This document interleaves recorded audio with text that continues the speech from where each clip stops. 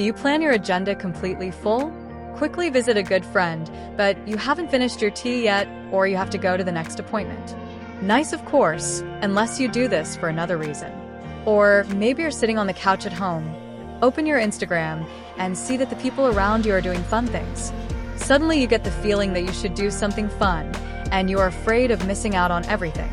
While 30 seconds ago, you didn't have this feeling at all. Phew, then there may be a fear of missing out.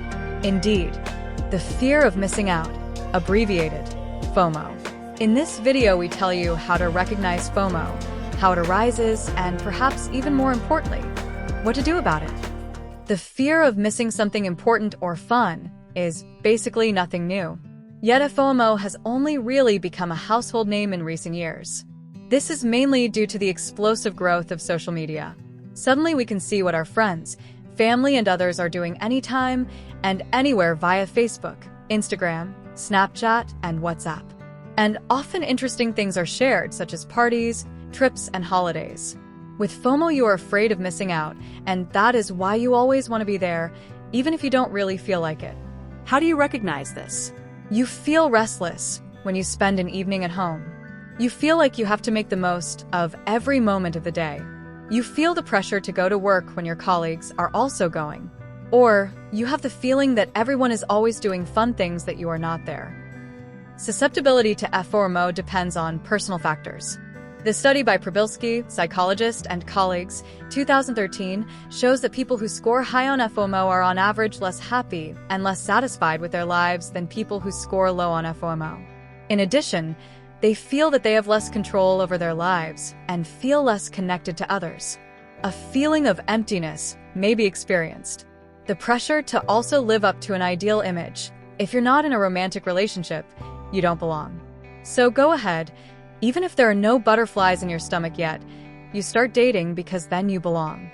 Or schedule all kinds of appointments with a strict time limit so as not to be alone and to paint the picture of yourself as having a very happy and social life. The question then is, are you truly connected to yourself and to others?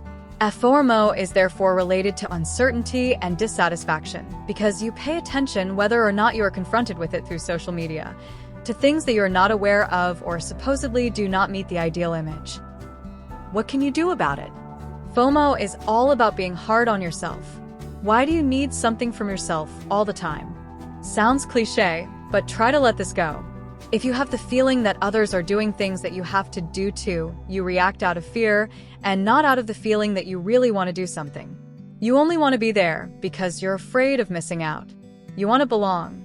By acting from fear, you impose unnecessary obligations on yourself, which will only cost you in the long term. So make sure you connect with yourself first. What are your needs? Dare to be alone with yourself.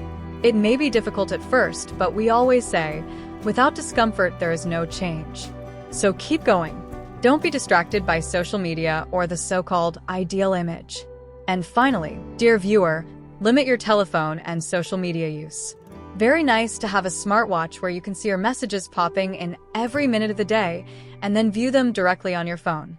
Stop that. Live in the moment, in the now. Do you have an appointment with that good friend? Then make sure that you can really sit in the moment. Plan sufficient rest moments in between. An evening on the couch with a good book is also nice sometimes. Do you suffer from fear of missing out? And do you feel like this is getting in the way of you really enjoying things? Then try out the tips mentioned earlier. The change does not start with your environment, but it starts with yourself. Taking good care of yourself is not a weakness. You take responsibility instead of sitting on the so-called complaining stool and always saying, "I'm so busy, I have so many appointments," or running from appointment to appointment and not actually being there at all. Not fun for the other person, but also not fun for yourself. Relaxing for yourself is not an unnecessary luxury. Curious about more videos about mental health or how you can apply more slowdown in your current life? Subscribe to our channel now by clicking on our logo at the bottom right with your mouse.